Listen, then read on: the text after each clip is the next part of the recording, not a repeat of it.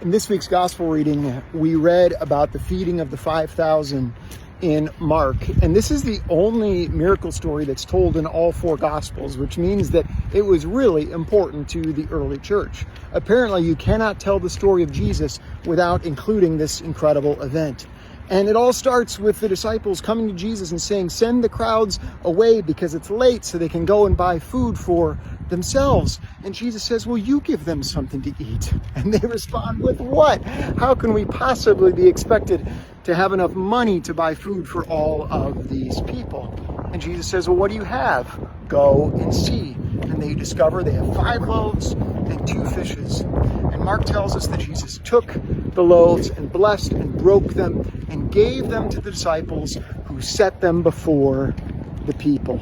And all ate and had their fill with plenty to spare. So here's the question. What is the miracle? Is it that Jesus is supernaturally manipulating the matter so that it somehow magically becomes enough for everyone to eat?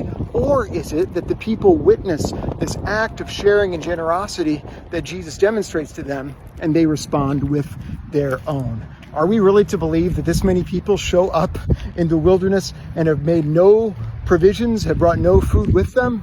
Or is it more likely that some brought more than they needed while others didn't have enough, but if they shared from their abundance, they would, in fact, have enough?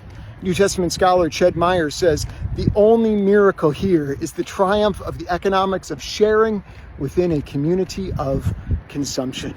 Friends, there's a lot of hunger and needs in our world, and Jesus is still saying to us, you give them something to eat. In order to do that, are we going to have to supernaturally manipulate matter?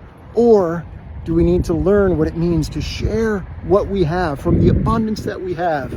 Because when we do, we discover there is enough, there is enough, there is enough, oh, enough and some to spare.